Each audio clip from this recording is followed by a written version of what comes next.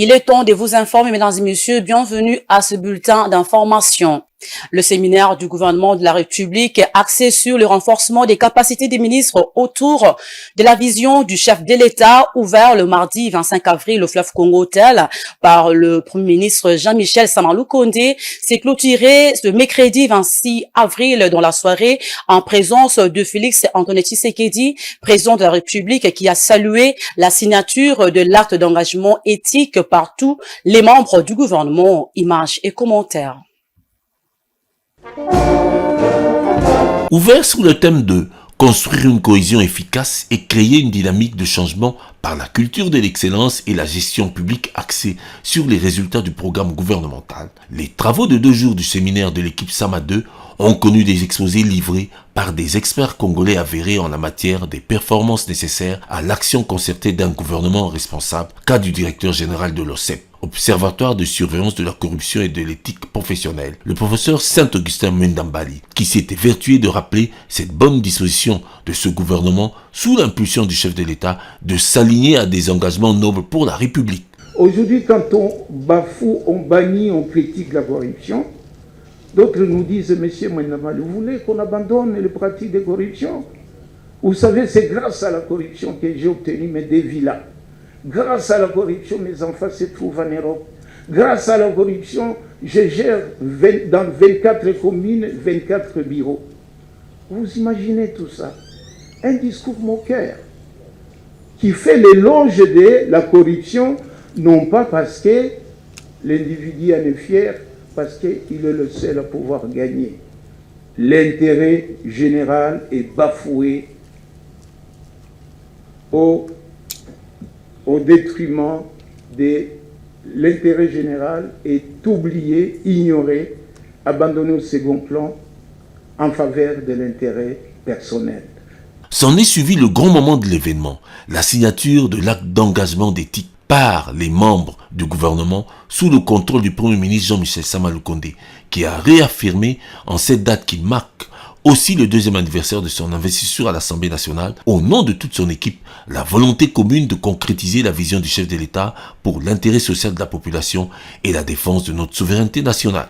C'était l'occasion de passer en revue nos approches de travail et d'ouvrir les perspectives entre les termes des défis qui sont les nôtres. Pour mémoire, ces défis sont répertoriés dans le document de la stratégie pour la croissance et la réduction de la pauvreté, qui continue de servir de boussole notre gouvernement. Pour couronner et solenniser ce geste collégial de l'exécutif, le président de la République, Félix Tshisekedi Tshilombo, accompagné de tout son cabinet, a mis un point d'honneur à manifester personnellement son propre engagement à tenir ses promesses vis-à-vis du peuple. Et pour cela, il attend de ses collaborateurs directs la matérialisation de tous ses vœux.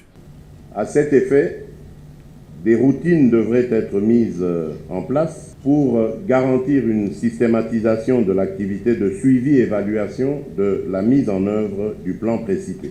Vous pouvez donc compter sur mon impulsion et sur l'appui de mon cabinet. J'ai la conviction qu'à travers les exposés qui ont été présentés par les différents intervenants et les échanges qui s'en sont suivis, tous les membres du gouvernement sont désormais à même d'émettre sur la même longueur d'onde, aussi bien en ce qui concerne la conduite à tenir qu'en ce qui concerne les méthodes de travail. Cette marque hautement républicaine prend tout son sens patriotique face aux multiples enjeux et défis que doit considérer le gouvernement à quelques mois des élections. Eh bien, le président national du gouvernement lumumbiste, progressiste, MLP en sigle, Franck Diongo, était devant la presse nationale et internationale le mercredi 26 avril au siège de ce parti situé sur l'avenue de l'enseignement dans la commune de Kasavubu à Kinshasa. Franck Diongo est revenu sur plusieurs questions d'actualité, dont exclusivement la sortie officielle de l'Union sacrée annoncée pour ce samedi 29 avril au stade de Martyrs de Kinshasa. Les détails dans cet élément. Suivez. C'est presque une affaire personnelle pour Franck Diongo qui semble plus acharné que jamais d'en découdre avec l'Union sacrée de la nation dans ses déclarations. Cet opposant, plein de colère, affirme que l'Union sacrée est une coalition égale à ce qu'avait été le FCC, la majorité présidentielle, qu'il avait vilipendé en son temps. À en croire ses propos, c'est l'argent du contribuable congolais qui sera utilisé pour mobiliser les populations et faux militants dans toutes les communes de la capitale. Le leader du MLP affirme que la sortie officielle de la méga plateforme politique sera à la mesure de l'argent de l'État qui sera dépensé. Et ce, fait-il remarquer, pendant que des milliers d'agents des entreprises de l'État accusent beaucoup d'arriérés de salaire et que des fonctionnaires publics ne sont pas encore payés. Pour ajouter qu'avec le pays qui est en guerre, c'est inadmissible. Quant au sujet du budget de l'État fixé à 16 milliards, Fang Diongo prétend que c'est un budget fictif et aléatoire. On vous présente 16 milliards alors qu'en réalité c'est 3 milliards, a-t-il défendu. Le président national du MLP est formel. L'Union sacrée est une association de tous ceux qui ont causé du tort à la République démocratique du Congo, en commençant par le maréchal Mobutu à ses jours. Un patriote qui aime le Congo ne peut pas être dans l'Union sacrée à lancer Fang Diongo plus vif et comme animé d'une haine personnelle. Fang Diongo Chamba, dans ce qu'il appelle son combat de libération, a plus fustigé les acteurs politiques de l'Union sacrée au sujet du nombre des partis politiques. Il faudrait, selon lui, en conclusion, considérer le fait que les politiciens congolais n'ont pas peur d'avoir un grand nombre de partis politiques qui sont d'ailleurs expressément créés pour dilapider l'argent de la République et satisfaire la cause des intérêts personnels, au lieu de se préoccuper plutôt aux problèmes majeurs de la population et du sort réel de la souveraineté nationale. Parlons société à présent, réhabilitation des avenues à Matongé. Quelques tronçons du quartier Matongé dans la commune de Kalamou sont actuellement en pleine réhabilitation. C'est le cas des avenues Mpozo et Oshwe, praticables depuis plusieurs mois. Une satisfaction totale pour la population de ce coin de la capitale qui attendait avec impatience le début des travaux, bien qu'en pleine période pluvieuse. La société de construction en charge de ces travaux fait de son mieux pour rouvrir ces tronçons dans un bref délai. Rentre-lui est là, signe ce reportage.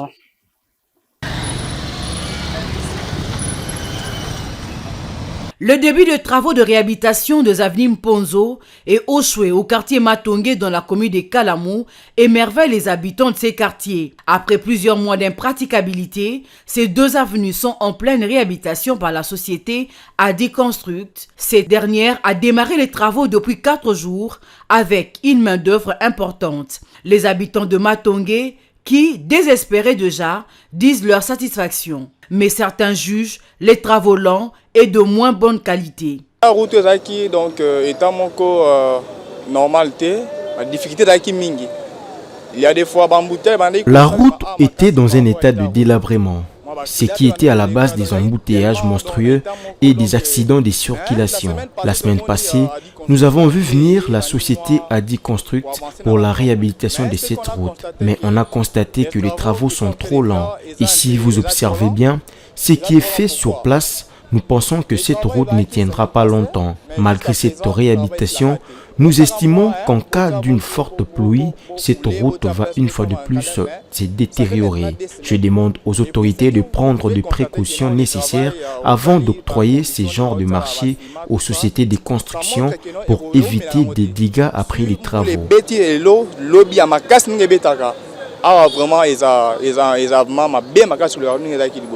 Sur l'avenue Oshwe, qui était dans un état de délabrement très avancé, la population loue beaucoup plus l'initiative du gouvernement provincial. Elle en est fière et pense faire l'évaluation globale après les travaux. De la ville, des autorités de la place du gouvernement central, ils ont tout fait pour que cette route soit réhabilitée. Et nous pouvons être fiers de ça et féliciter les chefs de l'État pour tout ce qu'il est en train de faire. La qualité des travaux, puisque nous sommes au début, mais vu tout ce qui vient d'être fait, nous pouvons être fiers de ça, puisque ce sont les impressions que nous donnons actuellement. Mais quand les travaux seront finis, nous aurons peut-être émettre sur certains avis. Mais pour le moment, nous sommes fiers. Maître d'ouvrage, la société AD Construct a donné quelques orientations sur les travaux en cours. Shadrach Eliko, ingénieur technicien à AD Construct, revient sur ce qui est déjà fait et aussi sur ce qui reste à faire pour mettre les deux avenues à la disposition de la population. Depuis la semaine passée, qu'on a débuté les travaux ici, sur l'avenue Oshwe et Pozo. Ici à Oshwe, nous avons déjà passer sur les 160 mètres prévus pour la couche de roulement en rigide. On a déjà passé la couche de fondation. Si vous verrez par rapport à vos images, vous verrez que non, la couche de fondation est déjà bien compactée et reprofilée déjà. On est maintenant à l'étape de réparation bordure et pose bordure et réparation de dalles couverture que vous venez.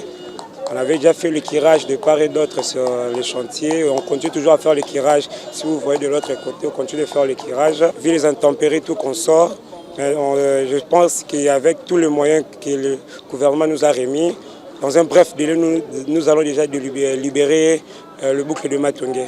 Selon Adi Construct, les 2 avenues en réhabilitation seront bientôt mises à la disposition de la population, le temps de faire quelques finissages.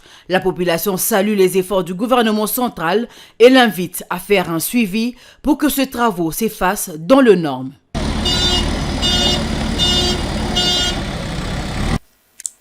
Et voilà, mesdames et messieurs, c'est par-ci que prend fin ce bulletin d'information. Merci à vous de l'avoir suivi. Bon suite du programme sur Mandiko Télévision. Au revoir.